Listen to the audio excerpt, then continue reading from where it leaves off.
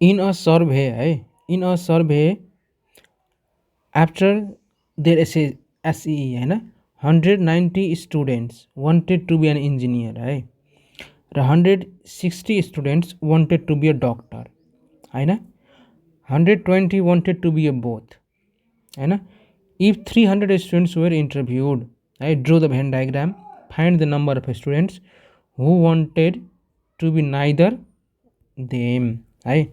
So के दिएको रहेछ पहिला नोट डाउन गरौँ ल। सुरुमा हामीले लङ्ग्वेज लेख्नुपर्छ है। लङ्ग्वेजमा हामीले तपाईँ आफै लेख्नुहोस् है, म चाहिँ लेख्दिनँ। के लेख्नु भन्दाखेरि यसरी लेख्ने लेट द सेट होइन द्याट टु बी इन्जिनियर होइन इन्जिनियर बनाउनको लागि जुन समूह हुन्छ होइन त्यसलाई चाहिँ हामीले ई मानौँ होइन र डक्टरको लागि चाहिँ हामीले डी मानौँ है। सो त्यसरी मानेर लेख्न सक्नुहुन्छ है। लङ्ग्वेज तपाईँ किताबमा पनि हेर्नु कसरी लेखिरहेछ होइन, सिधै हिसाब गरेँ है। सो इन्जिनियरको लागि होइन ई माने मैले होइन। सो इन्जिनियर को 190 रहेछन् होइन र डक्टरको चाहिँ कति रहेछन् होइन, डक्टरको चाहिँ तपाईँलाई 160 दिएको रहेछ है र 120 होइन बोथ दुइटै छ होइन। सो ई इन्टरसेक्सन डी कति दिएको रहेछ 120 दिएको रहेछ होइन त। अब भन्छ 300 स्टुडेन्ट्स वेयर इन्टरभ्युड होइन टोटल चाहिँ 300जना रहेछ भन्दैछन् है। अब ध्यान दिनुपर्ने कुरा होइन हामीले कम्प्लिमेन्ट दिएको छ कि छैन अथवा कम्प्लिमेन्ट सोधिरहेको छ कि छैन हेर्दै हुनुहुन्छ भने find the number of who wanted to be neither होइन नाइदर अफ देम होइन दुइटै बन्न चाहिरहेको छ भने कम्प्लिमेन्ट निकाल भन्दैछन् है।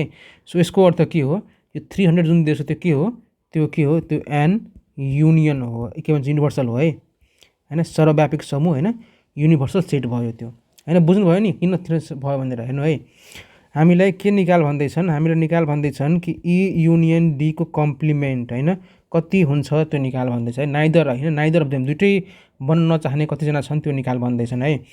यसको अर्थ के हो भन्दाखेरि जुन टोटल छन् 300 स्टुडेन्ट्स होइन त्यो के छन् युनिभर्सल सेट रहेछन् है।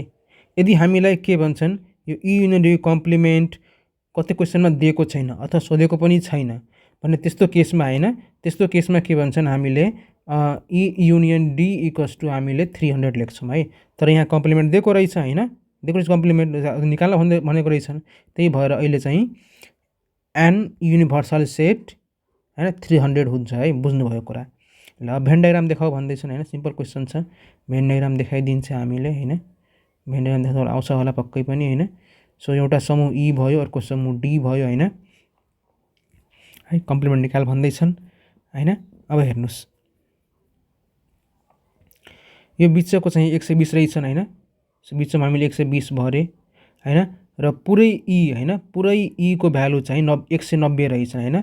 सो यसको भ्यालु कति हुन्छन् त होइन। सो 190 मा 120 पहिला आइसकेको छ हामीलाई होइन।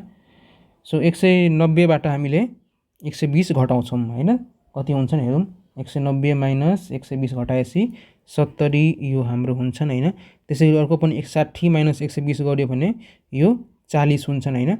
सो यसरी हामीले भेन डायग्राम बनाउन सक्छौँ होइन। कम्प्लिमेन्ट निकाल्न भन्दैछ त्यो मैले निकालौँ पहिला ल। अब यो तीनवटा कुरा दिएको रहेछ होइन। सो यसबाट हामीले के निकाल्न सकिन्छ भन्नु त हामीले ई युनियन डी निकाल्न मिल्छन् होइन हामीलाई थाहा छ N union D equals to के हुन्छन् N E plus N D minus E intersection D हुन्छ होइन त। सो एनई दिएको रहेछन् 190 प्लस 160 र माइनस 120 होइन गरेपछि कति हुन्छन् गरेर हेरौँ होइन 190 प्लस 160 माइनस 120 गरियो भने होइन यो हामीलाई 230 हुँदो रहेछ है।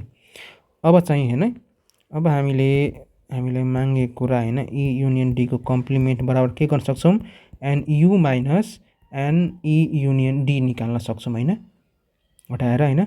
सो एन युको मान हामीलाई 300 दिएको रहेछ क्वेसनमै होइन यो चाहिँ 230 आयो होइन। सो माइनस 300 गरेपछिबाट कति आउँछन् होइन 17 आउँछन् है। सो बाहिर कम्प्लिमेन्ट कति भयो 17 भयो है। सो पक्कै पनि बुझ्नुभयो होला होइन हामीले क्लास 10 को थुप्रै क्वेसन बनाइसकेका छौँ होइन सेट्सबाट। सो तपाईँले हाम्रो प्लेलिस्ट होइन यो कुनामा होइन तपाईँको कुनामा दिएको रहेछ है यस कुनामा क्लिक गरेर होइन हेर्न सक्नुहुन्छ है हाम्रो प्लेलिस्ट चेक गर्न सक्नुहुन्छ ल। धन्यवाद।